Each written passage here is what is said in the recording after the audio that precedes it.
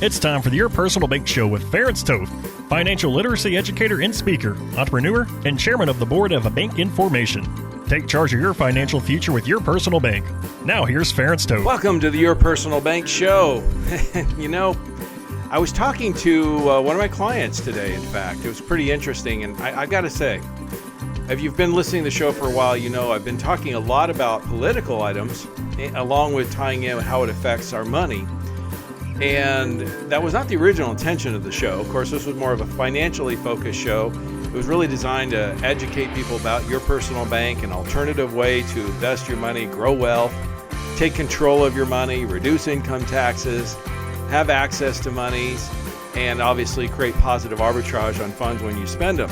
I'm going to talk more about that, of course, but I've had to bring up the political things much more often than I originally anticipated. And sometimes I wonder if I should be bringing that up as much or not, if I'm, spinning in the wind is a term I used. And I've been getting a lot of tremendous feedback from folks, but this one call today that just really kind of touched me, I should say, or made an impact. How's that? He's like, he goes, I hadn't spoke to this client for several months. And he goes, I've got to admit, I've been listening to your shows. I've been really enjoying them. And I feel like I've been talking to you recently even. I said, that's really cool. But he then even responded. This is a younger gentleman. He's a millennial. And, they always say you can't teach millennials anything or all that. I completely disagree.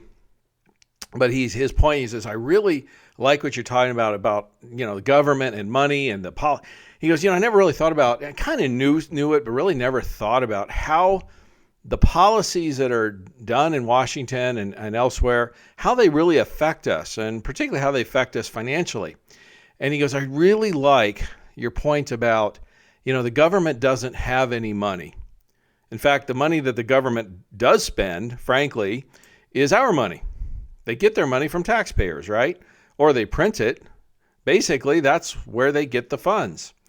And I said, that is, if there were just two thoughts that I would like from an economic standpoint, people to understand in terms of what about money and politics and what's important and how it works, that's one of them, it's not the government's money. So when they're talking about spending money or doing a spending bill, like they're talking about, with this coronavirus relief package, we're going to talk about that a little bit more. In fact, I'm going to tell you, if you want to know what's in the package, I highly recommend research it, look it up. And I'm going to say something like less than 10% actually is health related, that's from multiple sources, non-political sources, all of it. But the point is, if you want to learn more about what's in it, go back to our previous shows. I talked about it a lot about a week ago. Go to yourpersonalbank.com. You can listen, and you can listen to any of the previously recorded shows, by the way, pass it along, whatever. Again, yourpersonalbank.com. Encourage you to do so. Obviously, you can contact me there if you have any comments or suggestions, things you want me to discuss, or you just want me to answer a question on the radio. I can be happy to do that. But I was greatly, I was heartened by his response. I said, sometimes I wonder, should I be sharing this? Should I be talking about this? Am I spitting in the wind? You know what I'm saying? He goes, oh no, what you're talking about is very valuable, very important. Keep it up. And that's been the kind of overall response that I've been receiving overall from most people. So thank you for that. And it's near and dear to my heart, as I've shared many times. I'm first generation American. My dad escaped from Hungary, from a communist country.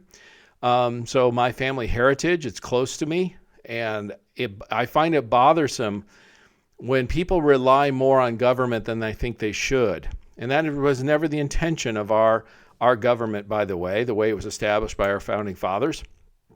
In fact, I already started to, getting a little off track here, but one of my points was simple is, if there were two key points I'd like people to understand, is the first one, like I said, the government has no money. It's not their money. It's from what we give them. And frankly, we should expect them to take care of our money and spend it wisely, not just be frivolous and wasteful. And we should expect our representatives to handle our money that way. See, when you get a license like I have, any financial type of license, we're expected to basically handle somebody's, a fiduciary requirement, as they call it. We're expected to act in a client's best interest with their money. And we should. I mean, that should be expected and required. Well, you know what, folks? I think the same should be expected of our government leaders. Again, they should be held to a fiduciary standard.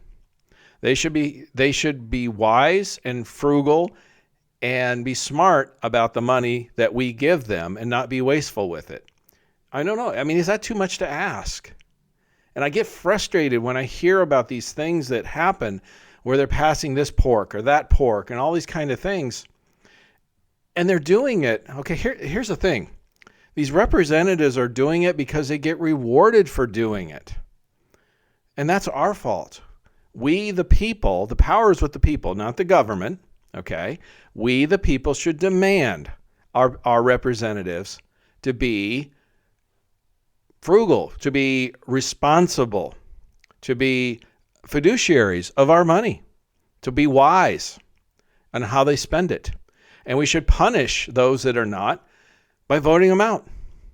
I mean, maybe that's a pipe dream, but maybe it isn't.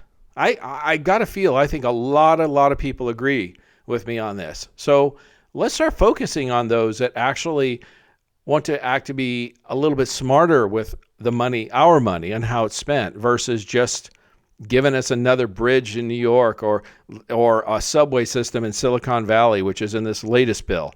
We don't need to be paying for those things or paying for, assistance to other countries when our own country's suffering first. Let's take care of ourselves first, and then we could take care of others. But if you're talking about a coronavirus recovery act, it needs to be about recovering, from the issues we have, the shutdowns and stuff, which were caused by our government, by the way, right?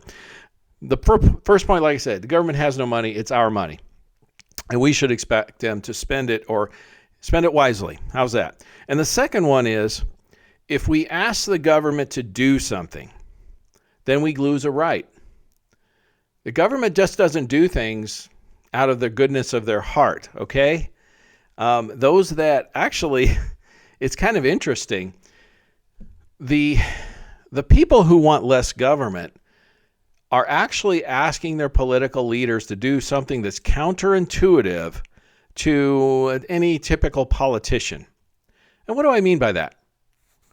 Well, somebody who runs for office, it takes a certain amount of personality, ego, and various things like that to want to run for public office, okay? And power, let's face it, is a big part of that, right? So that type of person naturally gravitates to having power and wanting power. And what we're asking them by limiting government and limiting spending, we're asking them to limit their power. It goes against human nature. So it's an uphill battle, but it's one of those things that has to be fought every generation, all the time. And again, when power goes to their heads, when they want to grab more power, that's when they need to be let go or voted out or reduce their power. And we should reward those that want limited power and act on that, okay?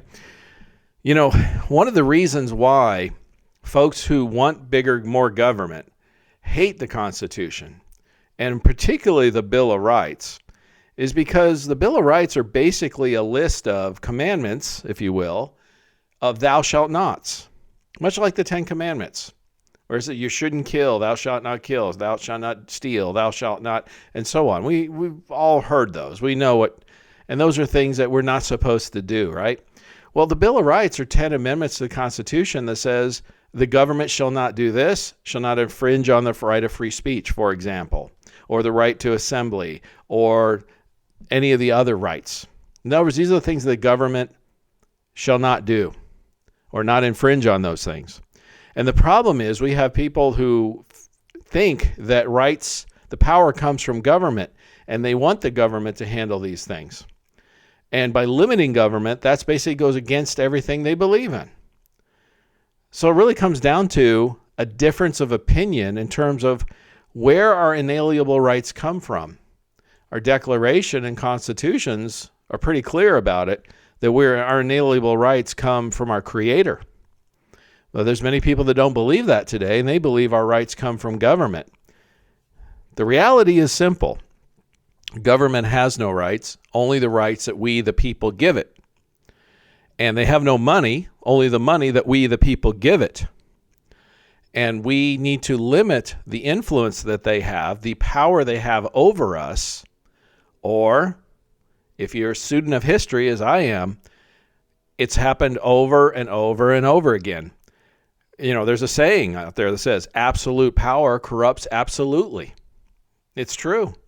And one of the biggest things, if you read any of the Founding Fathers' documents or anything that they said or shared or wrote, their biggest fear was government, too much power of government, because remember, they came from a crown, a king who had ultimate power. And there were far too many people at that time who placed their faith in the king, in government, okay? And they placed far too much of their faith into it. We see a lot of that today, where people are putting far too much faith into our federal governments, okay?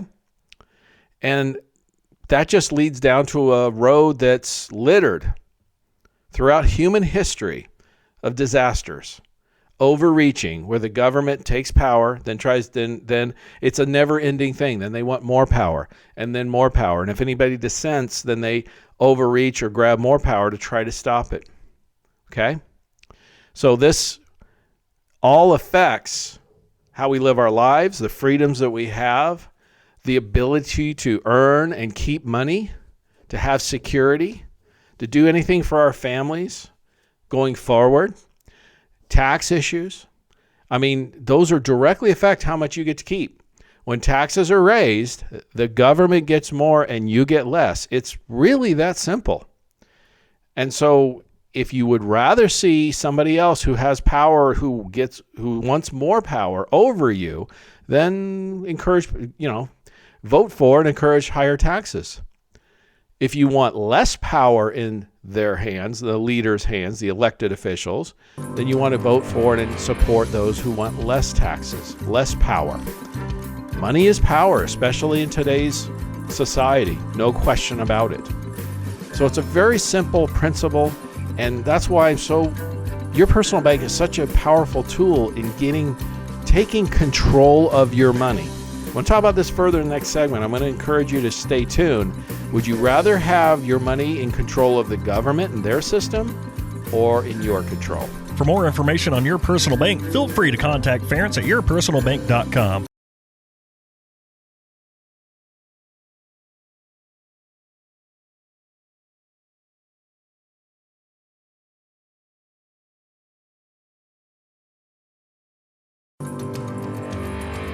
Back to the Your Personal Bank Show with Ference Toth. Welcome back to the Your Personal Bank Show. Like I said, all this political stuff has gotten me kind of riled up. I'm pretty frustrated with the direction of what I see a lot of what's going on with our country. And put it from an economic money standpoint, I see a tremendous amount of wastefulness happening or about to happen, that if you don't agree, if you're like me and you don't agree with the way things are going, then reach out to your congresspeople and let them know how you feel, because that's about the only thing. I mean, there are representatives. Will they listen and do what we say? Well, what we want them to do? Well, the only thing we can do is they're there now. We can let our voices be heard. And if they don't listen, then be active in voting them out next time. How's that? But hopefully maybe that'll influence them to a degree, enough of a degree, to maybe the worst parts of what we see happening will be curtailed. Again, the key point here is simple. Our government has no money. The money that they have comes from us, the people. The money we give them through taxes, okay? And that's why one of the things I point out all the time is, who do you want to have control of your money, your retirement? You've heard me talk about this many times. Most people today I run into have much, if not all of their monies, their retirement monies that is, in IRAs and 401ks.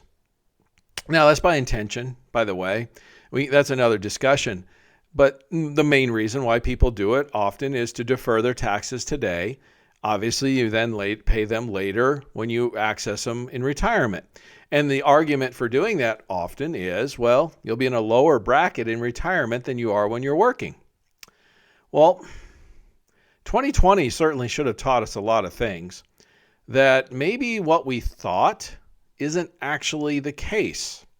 In other words, will taxes actually be lower in the future or higher? Look what's going on with our government debt.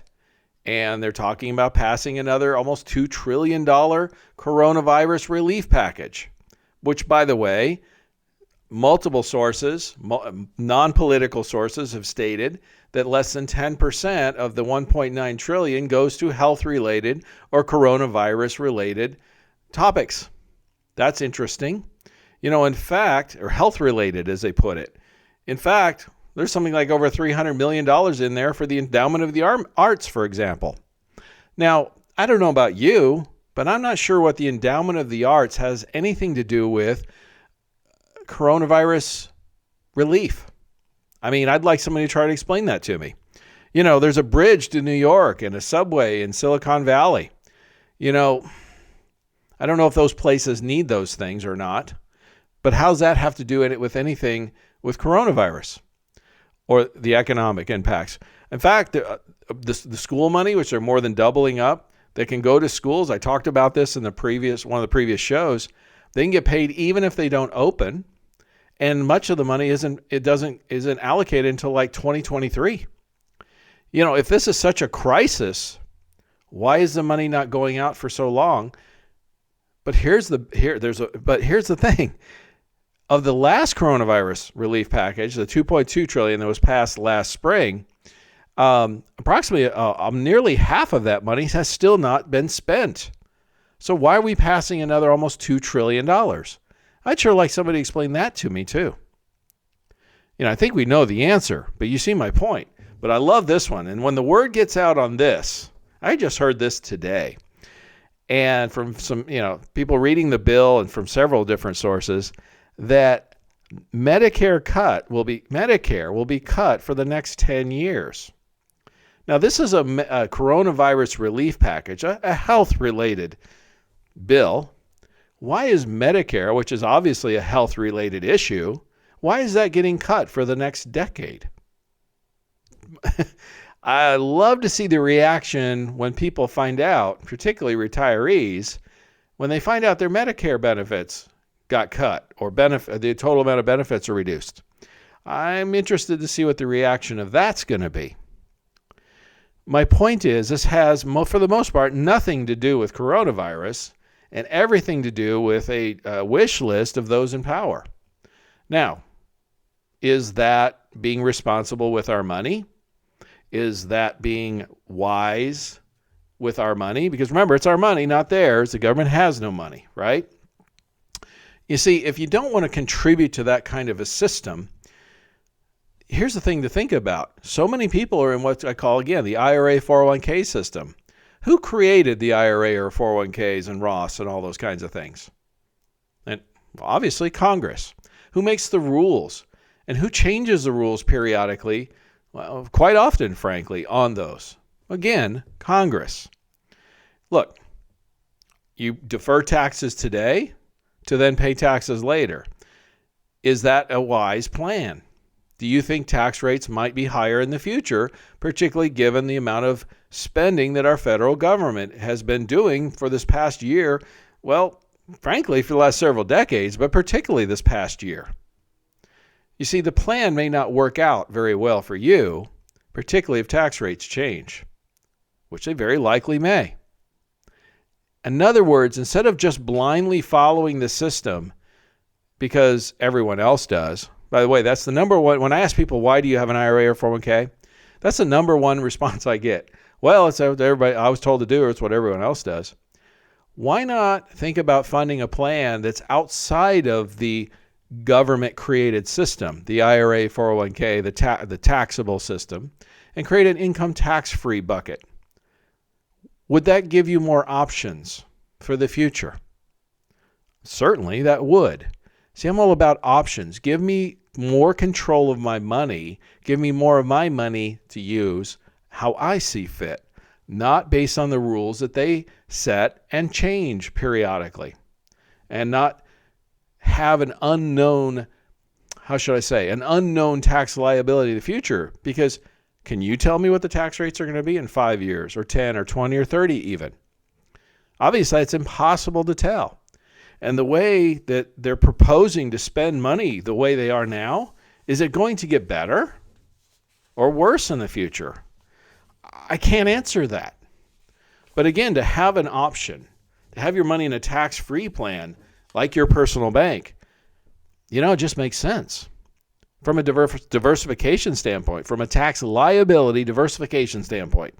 Contact me at yourpersonalbank.com. I can share with you more details how it could work for you, how you can create that second bucket or that alternative bucket and that tax liability bucket.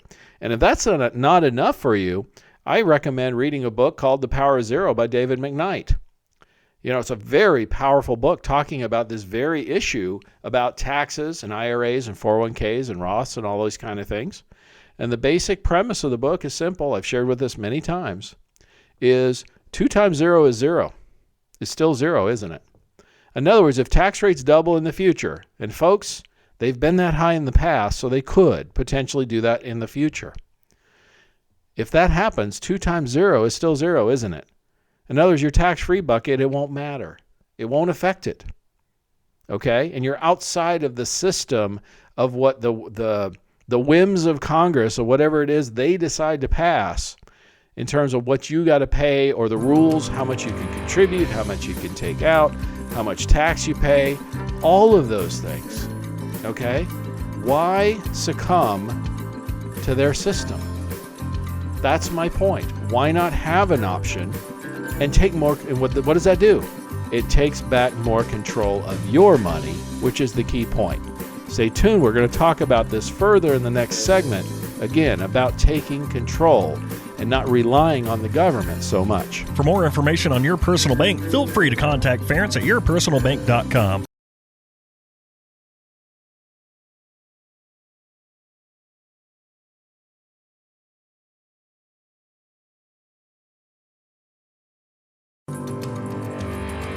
Back to the Your Personal Bank Show with Ference Toth. Welcome back to the Your Personal Bank Show. We've been talking a lot about, the second coronavirus relief package, what's in it, what's going to happen, and even bigger picture things in terms of just government spending in general. In other words, it's not their money, it's our money. And I just wish. I've wished this for decades, by the way. This is not a new thing. It's just becoming more and more critical. Because I wish they would just start to spend our money, not theirs, more wisely. And not be so wasteful with it and spend so much of it in things that, frankly, have nothing to do with helping the American people. Okay? Pork. Pork is just such a problem these days. It's always been a problem, but more than ever, I think.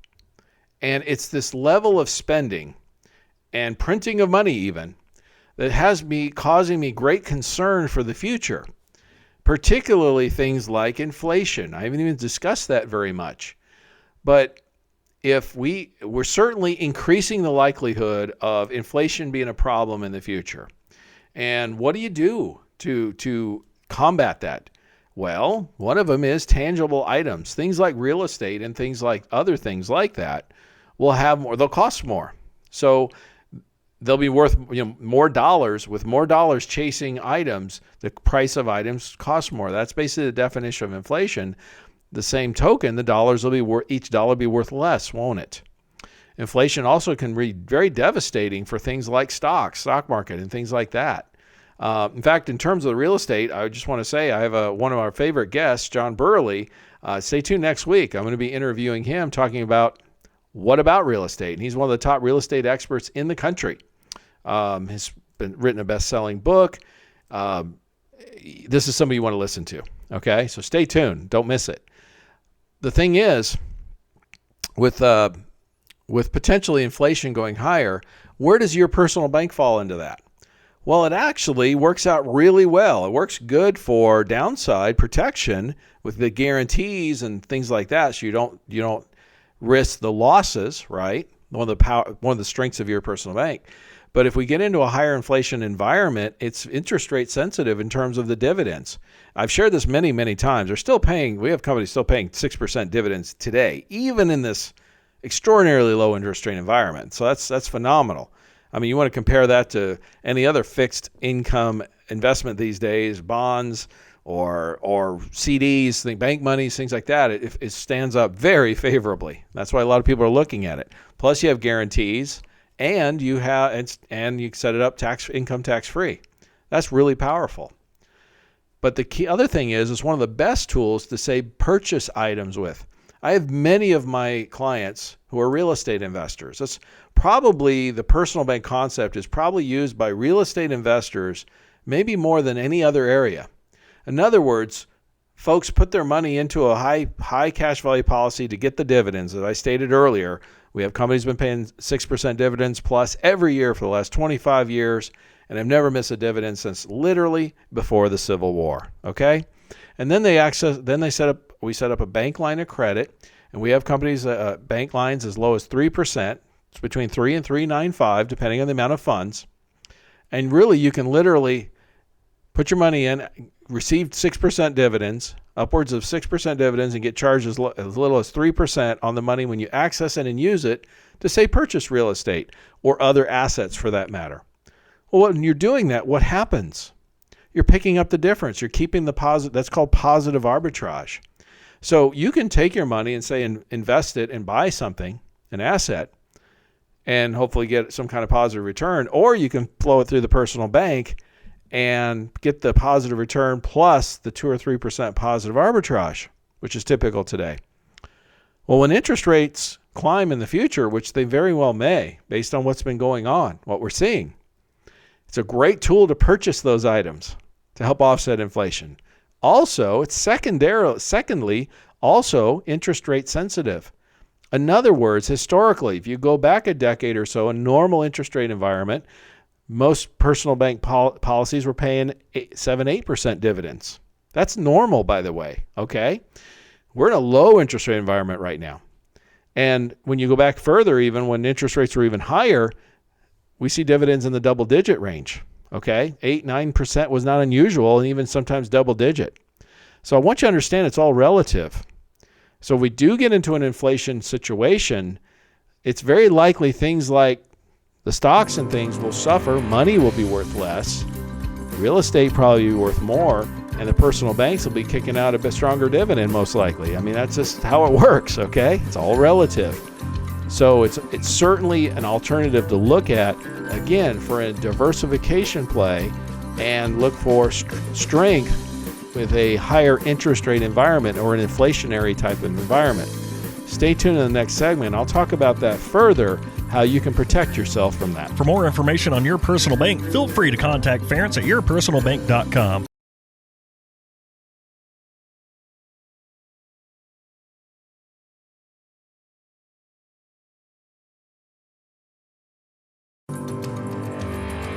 Back to the Your Personal Bank Show with Ference Toth. Well, we're rounding third. Welcome back to the Your Personal Bank Show. And today I've been really talking a lot about, again, the second coronavirus relief package. That's been really kind of dominating the financial news lately. And it's really dominating, and it's important to understand because, and I know some people are getting tired of politics. I get that. The thing to understand here, though, is last year, our government passed the largest spending bill in history, the $2.2 trillion, the initial coronavirus relief package. They've added to it a couple times since then, and now this current bill is, if passed without changes, would be the second largest spending package in history. If these things go through and our government spends the money as they're proposing to do, our government will have spent more of our money. Remember, it's our money, not theirs. They don't have any money. They only get it from us or they print it, right? They will have spent more in the last year than the previous 200 years combined. And that includes spending for things like World War II and the Great Depression. That hopefully starts to put things in a little bit of perspective of the level of spending that's going on. It's unprecedented in human history. A government, a country has never taken on the level of debt that we have and survived. Now, I'm not saying this to scare people or saying it's the end of the country as we know it. It could be. It certainly is a possibility. But I think more importantly, we also have the strongest economy and the strongest country, militarily speaking, also in the history of mankind. So again, we're in uncharted territory here. We have a strong economic base. We could probably handle more than anything else ever has, but I think there's going to be some significant repercussions as a result of this level of government spending. One of them I've referred to often, and many people believe, and that is taxes. Tax rates increasing, there being more taxes, because the government has to, at the very least, has to service the interest on the debt, okay? And we're getting to levels where the interest alone on the debt is going to require the government to take in more revenues. And how does that happen? Well, they tax us more primarily. There's other ways of doing it, but that's the primary source. Now, of course, they could also spend less. That's kind of been laughable the last few decades, and particularly the most recent year or two. But you see my point. And that extra spending, that higher level of spending and debt, has a very detrimental effect, both, well, maybe not in the short term, but certainly in the medium and longer term. The other issue that we could likely be facing, and again, many people agree, many experts agree on this, is we are increasing the likelihood of inflation rearing its ugly head again. And inflation, again, is quite simply the cost of goods and services. Things cost more because there's more dollars chasing those items. And it's basic supply and demand. If you have more dollars, say, to purchase items, those items are going to increase in cost. So it's going to cost more to buy a car or a house or food or, well, just about anything you can think of if inflation increases. And so how do you offset? How do you protect yourself from these things? I mean, if you wait until it all hits you, it might be too late. Well, you want to reduce your tax liability. And one of the greatest ways, the first one is reducing tax liability and future tax liabilities, particularly because tax rates right now currently are at historically low rates. But that can certainly change in the near future. The second thing you want to do is protect yourself against inflation. Now, one of the things I like about your personal bank is it actually helps address both of those. And again, I'm going to encourage anyone who's interested in more information to contact me at yourpersonalbank.com or listen to any of the previous shows or ask any questions.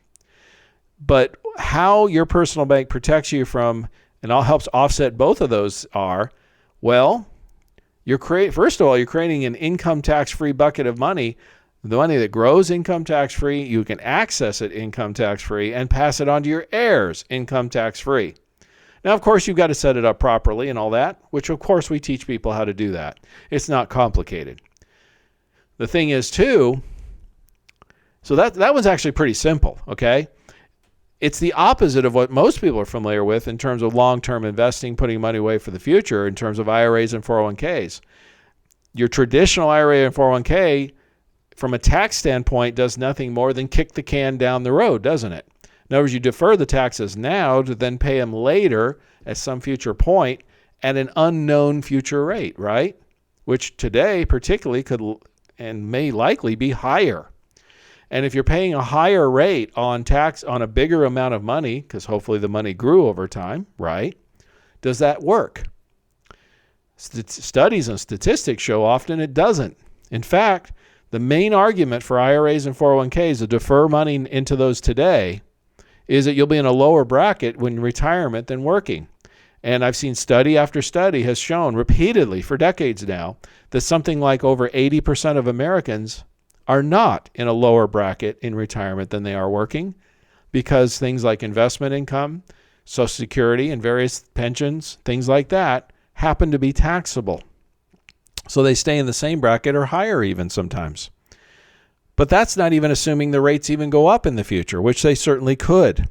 It's certainly an unknown. How's that? We can say that for sure, so that you're taking on that unknown future tax liability risk. And again, that book, Power of Zero by David McKnight, addresses that very, very, very strongly. But the other one, the more insidious one even maybe, I don't know which is worse, is inflation. Because inflation impacts just about everything you purchase, including things like food. So it's one of those things that's very, very hard for someone to escape. And inflation basically, again, means the cost, there's more dollars chasing items, so the cost of the items increase. That's the basic definition of inflation. So if you're spending more of your dollars on food and necessary items and houses and cars or anything else you're purchasing, you have less purchasing power. You have less ability to buy as much. Your money doesn't go as far. So getting your money to last longer, to go farther, becomes imperative. Also, what kind of rate of return are you getting on that, particularly in a higher interest rate or inflationary time situation? Historically, things like stocks and stuff have not done so well in a higher interest rate or inflationary type of situation. Well, your personal bank is highly interest rate sensitive. I shared in the last segment, historically speaking, you go back a decade in a more normal interest rate environment prior to 08-09, for example, and most of these companies, all of these companies, frankly, that we work with, were paying 7-8% range dividends. Today, we still have companies paying 6% dividends. Considering the low interest rate environment we're in, that's pretty incredible, frankly. And when you add on the tax-free element to that, that gets really powerful.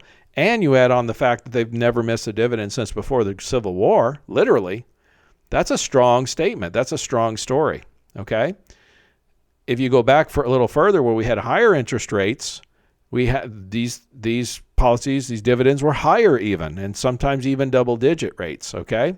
So it's all relative to the interest rate environment. So if inflation rears its ugly head and interest rates increase, you could certainly see much higher dividends being paid, which could definitely offset somebody's portfolio, okay? But the other thing is you can gain positive arbitrage with this money. In other words, the dividends you're earning are earning more than the interest you're getting charged from the bank line of credit that's set up with this. You're creating positive arbitrage. What does that mean? It means you're earning interest on dollars you've spent or allocated elsewhere. The bottom line is you have more money because you're earning some interest on money you spent. That means your dollars go farther, doesn't it? You make your money work for you more. It goes farther. It lasts longer. And in an inflationary or higher inflation environment, that becomes critical. To have more money to spend, to have more dollars available to use, to have easy access to the money without penalties, without tax implications, or any other restriction for that matter, or having to wait because maybe the market, whatever market it's in, happens to have gone down and now you want to access dollars. If you access dollars and your asset lost value, then you're getting a double whammy there, aren't you? You're selling them out at a low point. So you don't have as much, right? By having the underlying guarantees, you don't have that problem. The money's always there. It's always, it doesn't go down in value, okay? When we have an economic cycle and you have a need. And then I guess lastly, I don't talk about this as much as I probably should because most of these personal bank policies were focused on maximizing cash growth. We're focused on minimizing taxes. We want to get the positive arbitrage so our money goes farther. Okay, all those things. But built into these things happen to be a long-term care type benefit. In other words, if you have serious medical issues, you don't have to be in a facility. You need assistance, but you have monies available to help pay for those types of serious medical needs, critical, chronic, terminal type illness things. And here's the beauty of it. I've done workshops on this type of thing. If you need the money for those kinds of serious medical needs, okay, it's available. It's there.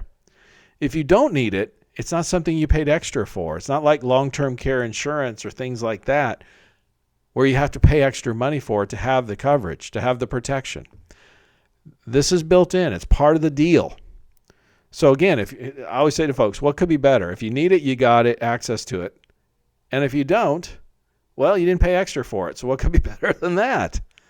So when you put it all together, from a guarantees standpoint, from a income tax-free standpoint, the consistency, and it can easily become an inflation hedge because it's highly interest rate sensitive. So if interest rates go up, the dividends historically go up with it. And you have access to the money, like I said. You can create that positive arbitrage between the policy and the bank line. In other words, your dividends you're earning are higher than the interest you're getting charged when you access the funds, which means you keep the difference. And by the way, I can show you the history over the last 25 plus years of that difference, that positive arbitrage has historically been around 2-3% a year. Low interest rate environments, normal interest rate environment, higher interest rate environment. Okay? In fact, one of the companies sent me the other day, I got it in the last 40 years. There were 2 months in the past 40 years that there was not a positive arbitrage situation between what dividends you were earning and the interest you were getting charged when you access the funds. 2 months out of the last 40 years. Now, I can't guarantee that's the case going forward, but historically, that's been the case. So it gives you an idea where this can be a really, really good diversification tool that gives you a significant number of advantages that other investments, assets, or whatever in your portfolio don't. And with everything that's going on with our country, with our economy, with our politics and the spending that's going on, the changes have been breathtaking over the last year or so. Where are we going to be a year from now? I wish I knew. I wish I could predict that. I've often said to my wife and other people, I used to say, early into 2020, I used to say, that'll never happen or that'll never happen. Well, one lesson I've learned from 2020 is nothing surprises me anymore. Nothing will surprise me. How's that? So who knows what's going to happen, but to have that alternatives, to have the diversification, to have the funds there and know they're there when you need them and they're available without penalties and tax implications and various other things is incredibly powerful. So as always, stay tuned to the Your Personal Bank show and contact me at yourpersonalbank.com for more information on how we can truly enhance your financial future. For more information on Your Personal Bank, feel free to contact Ference at yourpersonalbank.com.